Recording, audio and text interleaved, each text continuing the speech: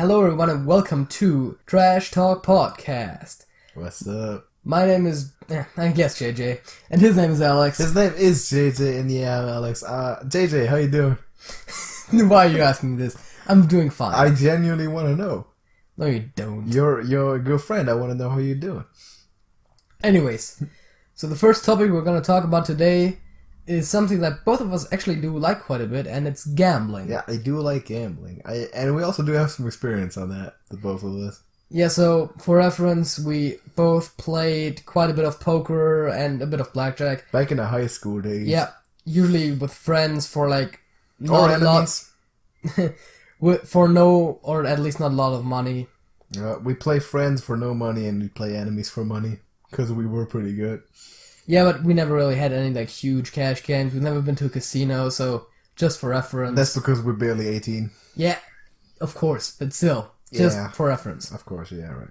So that's about the level of experience and the level of knowledge they can expect from us. We're not pros, but we're pretty good, like amateur players, and we can get you some tips on that. Yeah, talking about tips, today is gonna be more of a general topic about like our experiences and our general knowledge or information that we can give you about gambling. And we might in the future, or probably will in the future, make more videos about gambling that are gonna be more into specific games and like how to win and stuff like that. Yeah, meaning today that we're not gonna get into a specific strategy on how to like read poker, like read players playing poker or stuff like that. We're just going to cover the basic material on that. So, do you want to start up? Sure. So here's the thing that I think you like to say a lot, but it's generally true. That is, you shouldn't bet on something if you don't expect to win. Oh, that's so true. Like, if you can't win, you should not bet on it. That's the first rule that I'm going to propose for every one of y'all. If you want to get into gambling, if you want to get better at playing like poker, blackjack, whatever, you don't want to take your first step into a casino, like throw a $50 bill on the table and be like, I'm going to play my first game right now, because you're going to lose that money. So what you're going to do is, you're going to try and play with friends, with people you know, and you're going to try to learn it without putting money on the line, because you have like virtually no chance, even if you think it's a luck game, of actually making a win on that. So that's just wasted money. That's also, by the way, why you should never play the lottery, because there's no chance in hell you're actually winning it, so that's just thrown away money. Right. But I think it's interesting to mention a story from our personal life about playing poker with someone who did not have a lot of experience, but offered us to play a cash game. Yeah, he knew nothing, right? So here's this dude. He wanted to learn about this game. He told us, like, all right, let's play a game. Let's put like $2 on the line, right? $2 on the line. I was like, okay, yeah, we'll do it. Was it $2 or was it $5? I don't know. It was 2. It was 2. It was a little bit, right? So, and we was like, all right, we could play this game without money on the line. Like, we could do it. I wasn't even intent on taking his money. I don't think we ever specifically said that, but we definitely would have done it. Yeah, either way, we would have done it. We did play games just for fun, like every other day back in the days, basically. But he insisted on it. He wanted to, play the two of us in a cash game, and I knew he was gonna lose. He was gonna lose that money, most definitely. I ended up winning it too. I actually won that, but yeah. You won that? Yep. No way you won that. Yes, I won that. It was actually the only game that week that I won. Did you win that? Yes. Oh yeah, I won all the other ones. Yep. I made I made a lot of money. I made a bit of money that week. All right, yeah, possibly he won that. Congratulations, $4 for you. Yes, so that was an example where he shouldn't have played us in that game. That makes no sense. He knew he was gonna lose. He just basically threw money at us, which I mean, it's a nice thing to do, but you shouldn't be doing that as a player. So, here's what you're gonna do if you want to get into that. You're not gonna play for cash. You're not gonna play someone at their game, and especially not gonna put cash on the line when you're not confident that you can beat them. And if they won't play you in a fun game, like just a game without anything on the line, you're not playing. That's it. Because all they want to do is they want to take your money. Really, they want to there's people who aim to just exploit beginners and noobs who do not know about the math, who don't know about the psychology behind the game or whatever game you're playing, and the casino is exactly the same thing, right? Yeah. So another thing that I think is noteworthy about gambling is that most games, and that's not all, but most of the ones that are interesting, I would argue, are based on a combination of skill and luck. Of course, right. Because if it's pure skill, it's not gambling anymore. And if it's pure luck, it's not interesting to play because on average you're gonna lose money because the person who organizes it wants to make a win. Of course, right. They wouldn't do it any other way. Yeah, so it's a lot of skill involved, so that also means you can get better. Yep. And you can learn how to win the game, which we probably are going to make a series on certain games and how to win them. Yep, I've actually already started planning on that. Yeah, so that's something to always keep in the back of your head. Yep. It's not purely luck, it's a lot of skill involved. Like poker, it's like which hands you play, how you play them, all that stuff, how you read the opponent. That's also though like very popular like kind of stereotype of the game of poker specifically. People who don't know about it, they be like, this is entirely luck based. Like, how can there be professionals on this? If they make money with, they just gotta get lucky. Like, that's what a lot of people say when they don't know about actually like the calculation that goes into it, right? I mean, we're not saying there's no luck involved. If you have bad luck one day, you might just lose because of that. Of course there is, right? If you draw in 7 deuce every single round, you can't expect to win that pot, really. But say you get average luck, which, the amount of hands that is being played during a tournament, that'll be pretty, it'll be pretty even. Sure. And that's when a good player and a bad player just are separated just by the skill part of it. Yeah, and also about that, another thing that I wanted to bring up is the difference between playing players who know what they're doing and playing players who are not very experienced at the game. Yeah. Because if you play someone who's experienced, it sometimes might actually be easier to tell what they're playing based on how they're playing it, because someone who doesn't know oftentimes is willing to go very far with a really bad hand. Yeah, counterintuitively, that's true, actually. Yeah, so it's very different playing people who have not a lot of experience, because they're easier to bait, but they also are easier to trick you into thinking they have something better just because they play every shit hand they get. Exactly. So we're not gonna claim by any means that the better the opponent, the better we play against him. That's not true. If we were to sit down with Phil Hellmuth right now on a poker table, he's gonna mop the floor with us. Like there's no chance we're winning that game. But if we're gonna sit down with a first timer, he's never picked up the cards in his entire life, and he just knows the basic rules. That's gonna be more difficult than me playing heads up against you and trying to, use my knowledge of the game and make something happen with that, because there's really no way to calculate their moves because they don't know what the best move would be, which counterintuitively sometimes is a good idea. That also comes into play when you're playing for money versus when you're not playing for money, because in cash games, people tend to play more serious than in non-cash games. Right. Not necessarily always true, but a lot of people don't play quite as serious in non-cash games, so if we were to play each other for cash, which I don't think on a one-on-one situation we ever would do. Probably not. But we would play way more serious. The game would probably be at least double the length. Yeah, we did play in finals though. Like when we play games like with friends, we've been like a heads-up situation in the finals with the money on the line. Yeah, like a few times. After we eliminated all, and so far I think I won all of those. Like the ones for money, like for the big money. I'm not sure in the one we previously mentioned if there was a heads-up, but if so, I won that game, of course. Well, there was one heads-up between you and me, and there was one heads-up between me and another guy, one of our friends. Yeah. You were eliminated in third. And I won both of those, but this is not supposed to be a personal advertisement. Yeah, it doesn't really matter, but yeah, so if you're playing for money, people generally are going to be more serious about it, and... Like, there's this one dude we know, we mentioned him before, his name is Jesus, one of our friends, right? What he's always going to do is, like, a quarter of an hour into the game when he doesn't want to play anymore, he just go all in every single round until he loses, and just quits, leaves the table, kicks the door in and just goes home. I'd just like to know that you can actually win championships that way, but yeah. You can do that. Are you referencing Yes. Gus Hansen there, right? If you're interested in that, look up Gus Hansen. At one time, the dude won a tournament, or he actually won the qualification for the playoffs, I believe. I'm not exactly sure. Of the World Series of Poker. He had to finish first on his table to make whatever cut it was.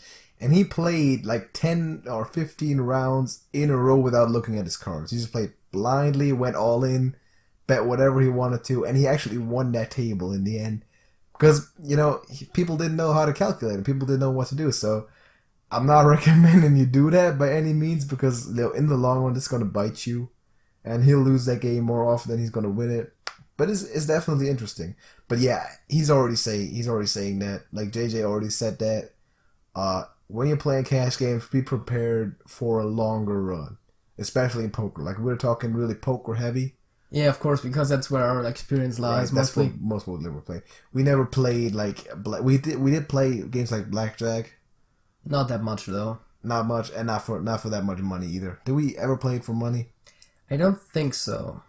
Also, all the money games we did were they legal or were they not legal? Because they weren't in a casino, but it was a private event, so I guess it's all right. Yeah, I mean, it's not like anyone's gonna call us out for it. Probably not. Y'all don't know our names anyway. So what else? I was gonna say one more thing. All right, here's one thing that if you're gonna take one thing from this entire segment, it's gonna be this, right? Any type of game that you play, any type of gambling game that you play, the worst thing that can happen to you is if you develop an involuntary pattern. All right, that's a big thing in poker as well. You got a specific hand, and people will know at one point how you're gonna play that.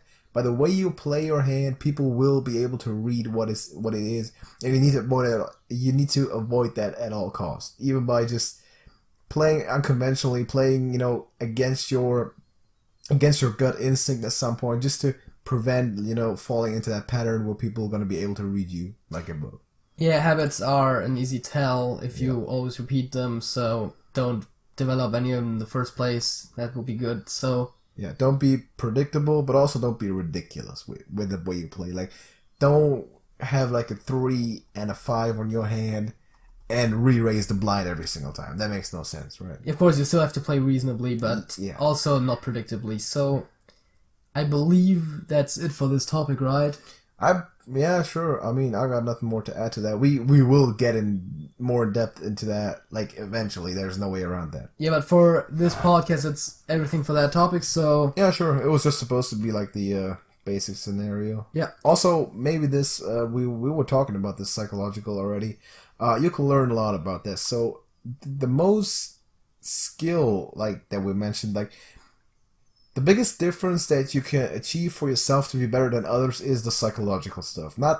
In poker, of course, you need to be able to do the calculations. You need to have the math down, calculating your outs, knowing your probabilities. But the psychological part of gambling is not to be underestimated. All right, if you can figure it out, if you know how to read people's eyes, how to look for subtle clues in people's body language, that's a lot. But that's already something that comes with experience. So. You should not be afraid of getting out there and just playing the game. Don't be stupid. Don't put money on the line right away, and don't get scammed. But you're gonna get better fairly quickly if you're gonna put time in. So, are we gonna straight up go into the next topic, or? We can do that. Yeah, sure. Okay, so that's gonna be fun. For our middle segment for the show, I'm about to get roasted. That's what's happening. We've set up a little game. I've picked out 5 movie titles. Also known as a comedy roast. Yeah. I've picked out 5 movie titles, and Alex is supposed to guess the plot of the movie based upon the title. Also, we should mention that I do not watch movies. He does not watch movies. Like, the only movies that I ever seen in my life and remember, like, a lot of is Forrest Gump, which is probably one of my favorite movies. The Office Space, and the Star Wars parts. I watched all the Star Wars movies because that's, like, the only movie franchise that I'm really kinda into, but I have no idea what's about to hit me, and all these movies, y'all gotta know exactly what they're about. Not all of them, but most of them. Yeah, I'm really bad at that stuff. Alright, so let's go. Okay, so the first movie is Predator. It's called Predator. Yes. Alright, I'm gonna say this is about a werewolf, right? This is about a werewolf and a dude. He lives like in a small village or something. He turns into a werewolf every single night. Is that how it works? I don't know. turns into a werewolf every single night, and he just goes around killing people. And it's like a medieval based setting, or like a 1700 kind of time setting, and people need to find out who he is, and then they accuse the wrong people and drive stakes through their hearts, and it turns out they're not the werewolf and all that bullshit. And it's like kind of a run against time. Like he'll kill one person every night or something like that, and the townspeople need to find him out and kill him before he can kill all of them. That's what I'm saying. No, it's actually a movie about. First of all, it's set in the present day. Well, the present day when it came out. Yeah, right. And it's about aliens that are called the Predators because they hunt people and like kill a them super and stuff. sentient alien species. Yeah, they are like probably more intelligent than humans, at least from their hunting and stuff. Right. And they just hunt people for game. They just farm, just for fun too. They're not even gonna have the decency to eat us. I don't remember. It's been a while since I've seen Predator. Oh, come on, man. Alright, what's the next one? So the second one is probably the least well known on this list, and it's called The Man from Earth. The Man from Earth. Okay, so the only thing that's gonna tell me is there's people who are not gonna be from Earth. And I'm gonna try to be logically consistent on this, and I'm gonna go with, there's a dude, he's like, I don't know, he's like the last survivor of any type of like nuclear fucking holocaust that happened on Earth or whatever. But I'm gonna go with like kind of the plot of the song Soul Survivor of Blue Oyster Cult, like the Soul Survivor after some kind of bullshit happened and he's been hiding for years. And then aliens come on, they pick him up, just like kind of like Wall-E.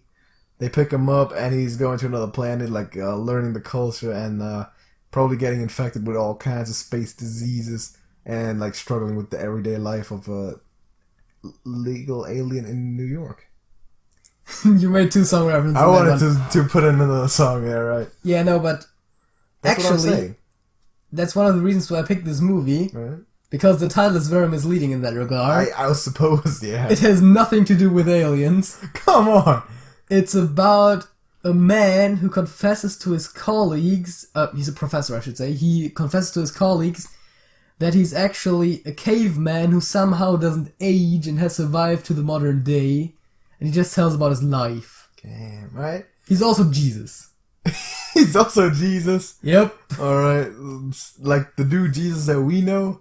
No, he's the historical Jesus. Alright, so Jesus did exist, like, in the Stone Age, is what this movie's saying. No, he's existed since the Stone Age, just till present day.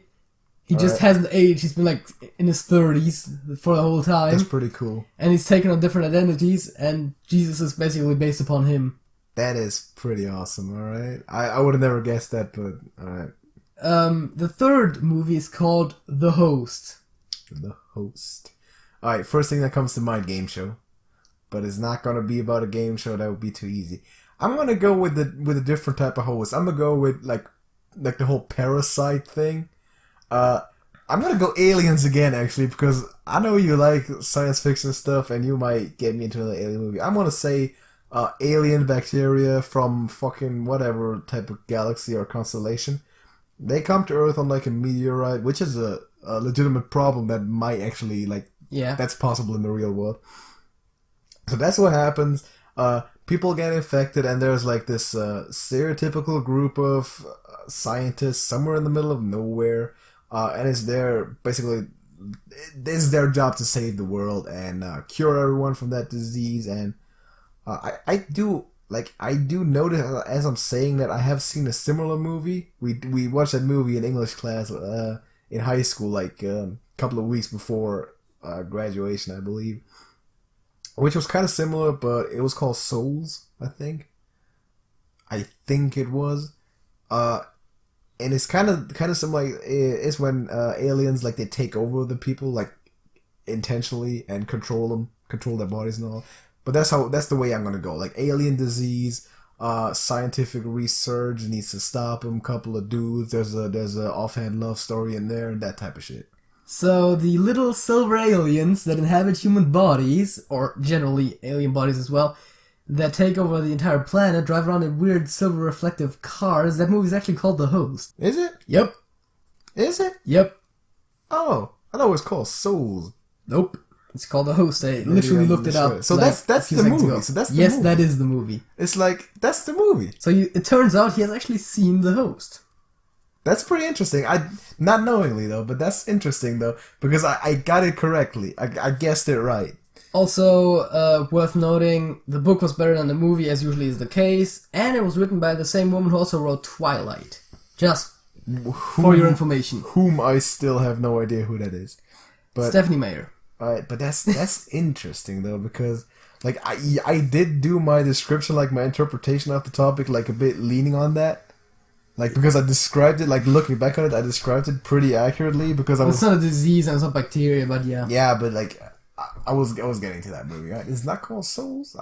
Maybe that was another movie we were watching. I didn't pay that much attention, because who cares about it, right? So that's cool, though. I got one. Third and second to final is called Shining.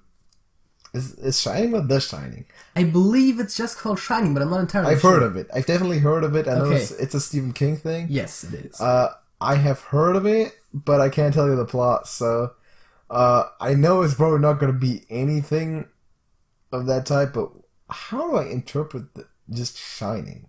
That's really like, it could be a space thing, like kind of with stars and shit, because Shining. But I'm gonna go this way. All right, I'm gonna go. It's a dude who wants to become an actor, right? He wants to become an actor, and Shining is like kind of referring to the stage lights, and that's gonna be like a motive and like a metaphor used in this movie a lot, like the stage lights and all. He's like sweating and shit, and he's really nervous because acting is his only chance, kind of. And I can see this be like a little bit of a horror type feature to it, with like him going through some shit in his life, and there being like monsters, maybe not monsters, but he's getting some, I don't know, like he's getting blackmailed or whatever.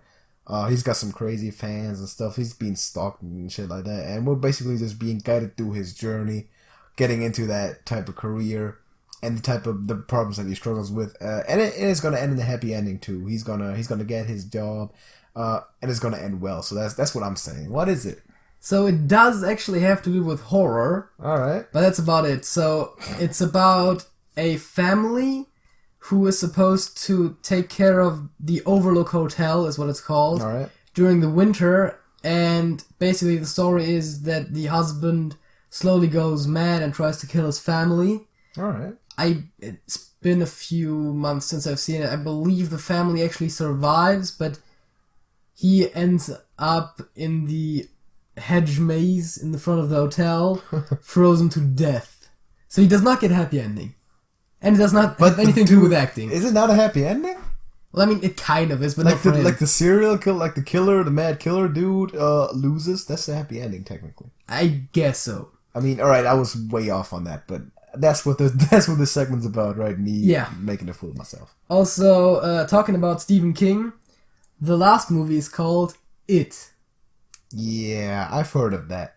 And it's about this clown, right? Yeah. There's this clown in it, and he's like how do I know this, alright? What that one time in geography class, like we got this teacher, you know his name. He's pretty great, right? He's awesome. And he wanted to, let's watch a movie, right? So I actually convinced him later on to watch The Blind Side, which is a football movie. Okay. And the whole class was mad at me, and I liked it. But he wanted to watch It, right? He got this movie, he got this DVD, and it has this clown on it. And I know he's called Pennywise, too. Yep. I know that from another friend of ours. Yep. And you know who that is. But I don't know anything about what he does. So I'm just going to say he's a circus clown. He's happy in the beginning. He's like doing all kinds of fun stuff, like riding 3 unicycles at the same time while juggling funny, like, colorful balls. Like doing balloon animals, children's birthday parties, walking in the park, feeding the ducks, all that good stuff. And then he, like, something traumatic happens in his life, and he just goes mad. And he becomes type of serial killer. Like, I could see this movie be based on John Wayne Gacy. Have you heard of him? Nope. He was actually like a for real birthday clown. Like, he did that as a job, like for children's parties and shit. But he was also a serial killer. Yeah, I mean, that's a logical combination. Sure. Yeah.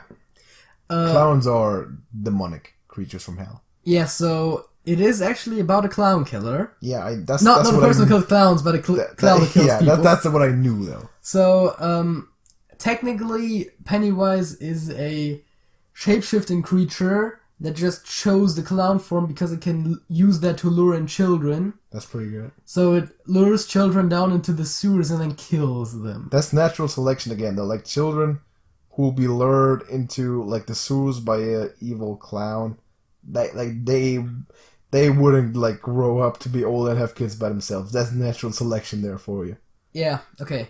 So I guess that's it for the movie segment. Yeah, I pretty much sucked at this whole thing, but I got that one involuntarily. I got it correct. I mean, because you got two kind of right. Yeah, because we were talking about the same movie, but I didn't know that's what it was called. But I seen it. Turns out I seen it. All right. So let's go into the facts of the week. You want to start, or I'm not gonna start. I don't care. All right, I'm gonna start this time. You know what? I'm gonna start this time. All right, here's my fact of the week.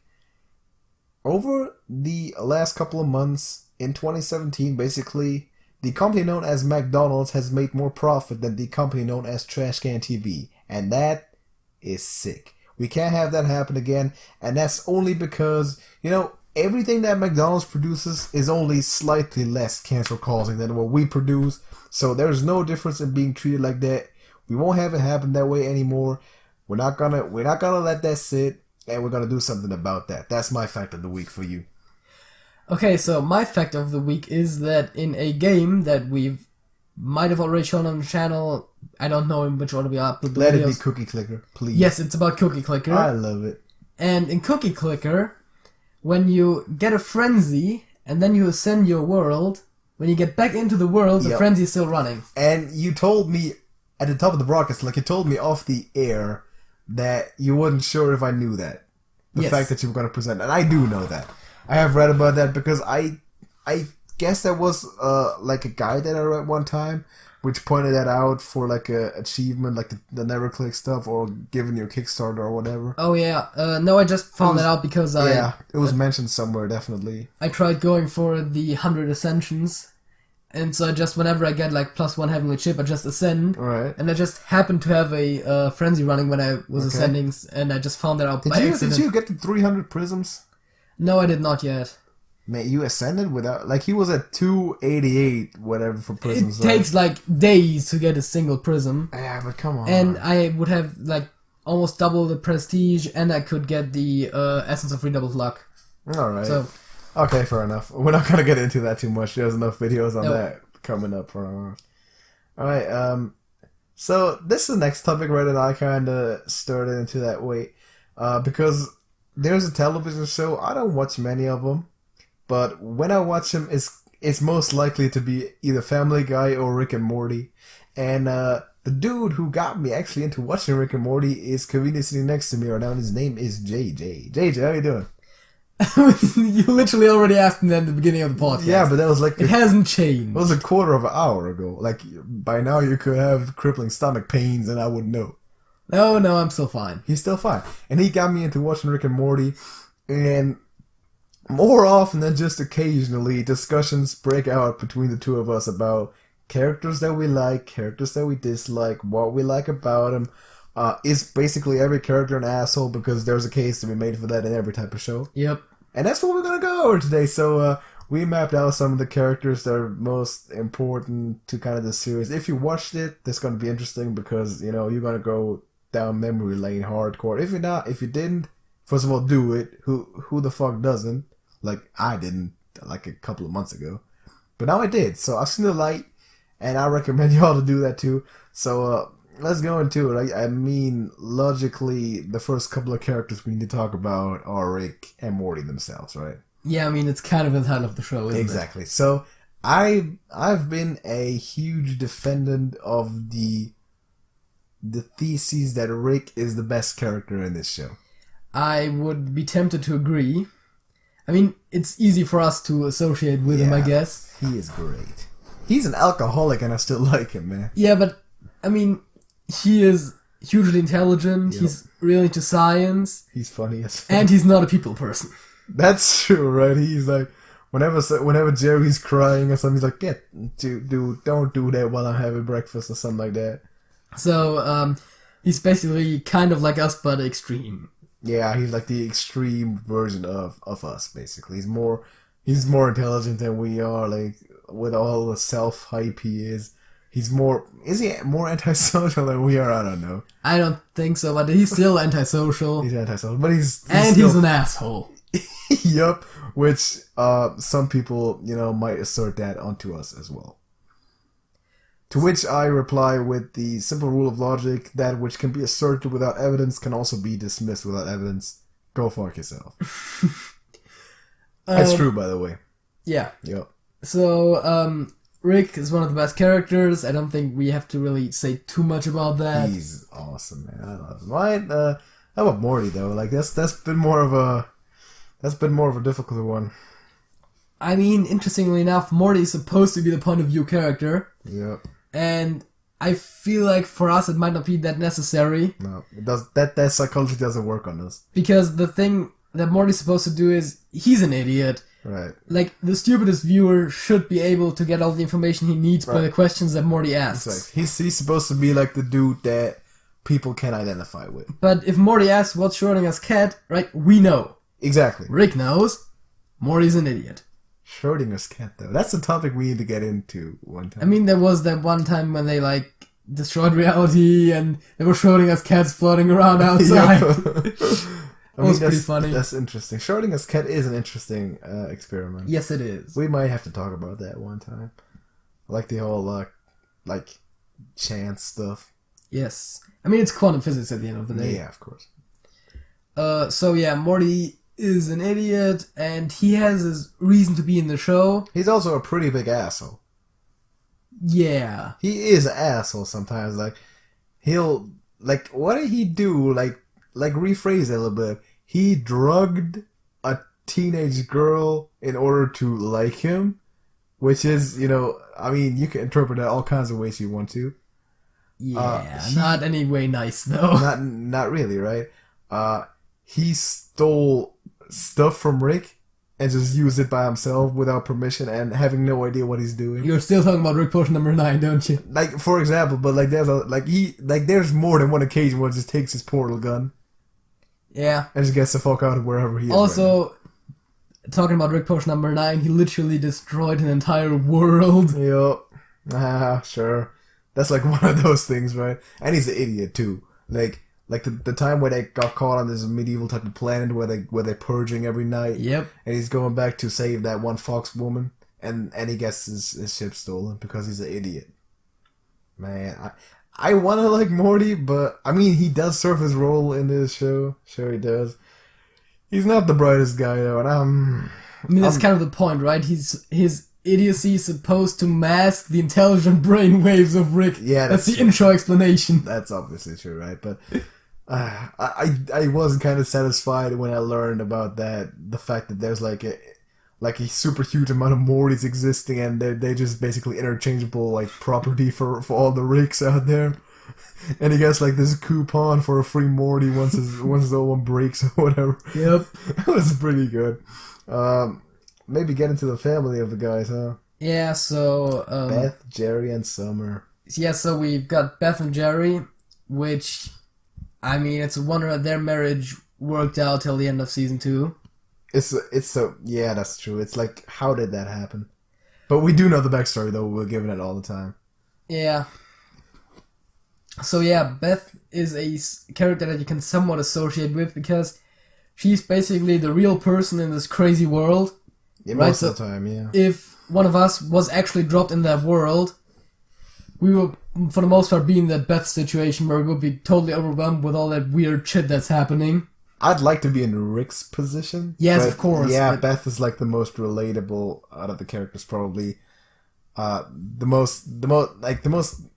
What am I trying to say right now? She's the most relatable character. She's the most realistic character. Yeah, that's exactly what this is. She's always drinking when shit gets weird and stuff to cope with it. Yeah. Rick is just drinking because he's Rick. Yeah, because it doesn't matter. He's got that many brain cells, he can kick them out whenever he wants to. Also, brain cells are the last thing that is damaged by alcohol, but yeah. Yeah, sure, but you literally destroy all your other organs first. Yeah, sure, but you're still damaging your mental capacity. Anyway, all of these three characters that I've mentioned before, like Beth, Jerry, and Summer, I don't like either one. I don't like one of them. I do not like a single one of them. I'm actually relatively indifferent about most of them because they don't appear that much on the show. Well, they appear too much to be ignored when they are stupid. And here's something that I hate, right? And his name is Jerry Smith. This dude, Jerry Smith, man, I'm gonna write an essay one day about how I hate this guy. Like, he is, man, I don't want to say on the air what I would do to him, but I wish he had got his dick chopped off that one episode. And I wish they'd taken his head too. Like, they should have just taken his head and made that into a new head for the space governor or whatever that was. I hate the guy. Jerry, he's a moron. Like, he is such a douche. I hate the dude. That is kind of the point of his character, though, isn't it? Yeah, that's true. He's, man, I actually don't care about Jerry that much. He's never really in the important plot points of the show. I mean, he was for like 1 or 2 episodes, but for the most part he isn't. I'm far more annoyed when they take like Summer on a trip with them or something. I think she's way more annoying in that regard. Yeah, Summer is the most annoying character. Yep. And probably my second least favorite. But I mean, she's not gonna top Jerry because Jerry's just an absolute moron. I'm just way more indifferent about Jerry than you are, but it doesn't really matter. Jerry really gets to me, man. For Summer, I don't like the Summer character at all, but that's because I don't like that type of character in general. That teenage girls, like, because it validates stereotypes that I know to be true and that I wish were not true. Yeah, so now that we've gotten the main cast out of the way, I guess we should talk about some of the supporting characters. Yep, here's where it gets funny. Bird person. Yeah, he's pretty funny. Bird person. I could do that all day. I like the guy. Yeah, he's pretty cool. He's a superhero. Yeah, and the bird person. And he's pretty much the most autistic person in the entire universe. And that's great. That's funny. Like, autism, nothing quite as funny as autism. I might cut that out. I might edit that out. We'll see. So, one of my favorite characters, actually, besides Rick, of course, is Aberdolf Linkler. That's pretty good, too. He's pretty conflicted. Yeah, he's pretty conflicted, but Rick created him, so what do you expect, right? So, basically what Rick wanted to do is he wanted to create that neutral type of... He wanted to create a dude with a great leadership skill, but he's supposed to be neutral. So he took a good guy and a bad guy, which we can debate on how good Lincoln actually was, like, from the point of view of nowadays, but... there's the whole slavery thing where he was more or less indifferent about it as long as he could keep the states together. Yeah, exactly. Let's not debate on how bad Hitler actually was because, there's not much of a debate there. He was pretty bad. Yes, he was. But Abraham Lincoln, he's an interesting type of character because he's always conflicted in himself with like the good and the bad and the ugly. I was about to make that joke. I made that joke, interestingly enough, not exactly knowing where that's from. I don't know that either, but it's made often. I think The Good, the Bad, and the Ugly is a movie or something like that. Like, don't gas me in the comment section if that's not true.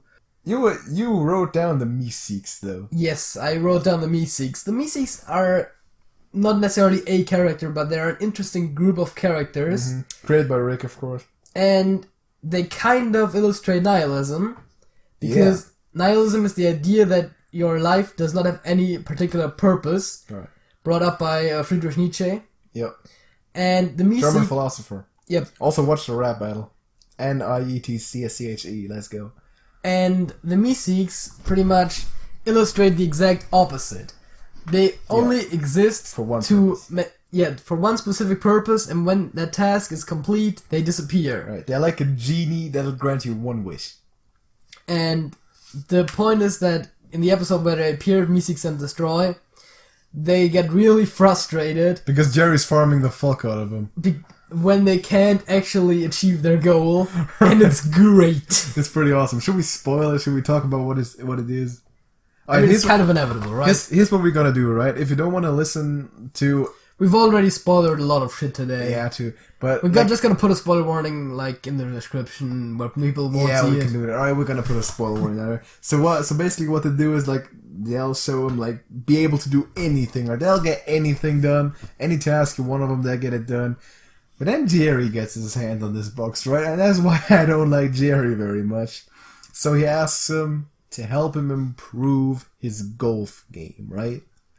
And by the end of this episode, this dude got like 50 Meeseeks running around who are just getting desperate. Like they are killing everything in their path because that's how mental they've gone. Because the dude will not improve his golf game. The last group of characters that we've actually written down is one that is somewhat instrumental to the show but doesn't actually appear a lot, and that's the Council of Ricks. That's pretty much better than one Rick. Like, what could be better than one Rick? A Council of Ricks. Yeah, but the Council of Ricks and Rick C137 don't really get along that much. Yeah, that's true. He's one of all the Ricks. Like, all the Ricks that exist in all kinds of parallel universes. And he's the one that the others can't stand out for. Yeah, he's always the one being accused of shit. Yeah. So the Council of Ricks is made up of alternate versions of Rick Sanchez. They all got their Morty too. And yes, they all got their individual Mortys, which is what you previously mentioned. And they treat him like cattle. Like they'll just, like, Morty is just a property to Rick kind, is all that is. And it's really satisfying because Morty, I mean, he's a dick. So the Council of Ricks is kind of interesting because they're the governing body of Ricks, but the Ricks themselves don't really believe in any government specifically. Exactly. So it's kind of ironic in that regard. That's like the kind of intro problem with Rick himself. You know, he's creating all this stuff that in the I want to say subworld that the one Rick lives in doesn't really believe in. Yeah. Like all the religion stuff as well. He'll have entire populations of extraterrestrial beings and just teach them to treat him like a god, and teach them funny word meanings. So he'll say "fuck off" when they mean hello, but they don't know it because he just finds it funny.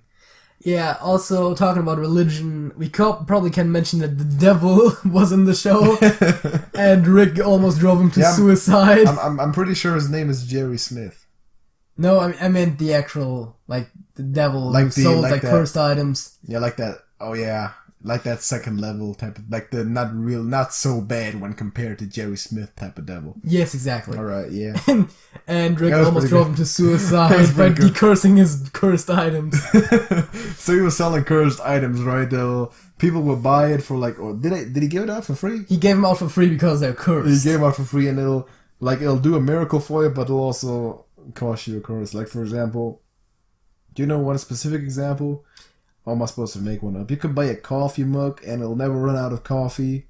Like, it'll be... Oh, that would be so great. But the lid is sealed and you can't open it. So then Rick would, in his shop that he, I think, literally set up on the other side of the street... Exactly. He would actually use science to remove the curse but keep the other enchantment. So and he'll take money from it too. Yeah. Like, he's making money off of stuff that the devil sells. Yeah, so that was pretty great. So... Jerry's a bitch. I don't like him. He's a horrible person. I think it's time for the Song of the Week. Oh, it's that time again? That's my favorite time. All right. We'll end it on a high note. We'll end it on some notes. All right. Is it me to go first, or is it going to be you this time? I mean, you went first with the fact, so I guess you also go first with the song. So my song of the week is not going to be any deeper meaning to that, and I can't connect it as well to what we talked about before. My song of the week is Beat Up Guitar by the band The Hooters. It's just a song I like. I mean, I like the band. I think they're underrated, especially in this day and age. And the song is really good. It's referencing the city of Philadelphia, and I'm kind of feeling Philly today, even though I'm not from Philly, but why not? I mean, that's a good song. Go listen to it, go download it, get some more good music into this world. And I've got a song that a few months back, they basically played on the radio every day, but they didn't play the original, they played a cover. I don't like the cover, I really like the original though. It's one of my favorite songs. Can I guess? Yes. It's Fast Car by Tracy Chapman. No, it's not. Alright. So, the song was also in Watchmen, just in case you wanted to know that, I guess. And the song is Sound of Silence by Simon & Garfunkel. Alright, that's a big one. That's a classic one. Yeah, it's one of my all-time favorite songs, like easily top 10. All time? Yes. That's rough. I mean, I wouldn't rate it there. I like the song, but I'm not as, like, all-time classic on it as you are. So, there's a good song for you. Also watch Watchmen if you haven't. 2 good songs for you. Yeah, of course. 2 good songs for you. 2 good songs for you. And... Watchman? Yeah, it's a movie. Okay, hey man, Watchman, man. Watchman, man. That's it? That's it.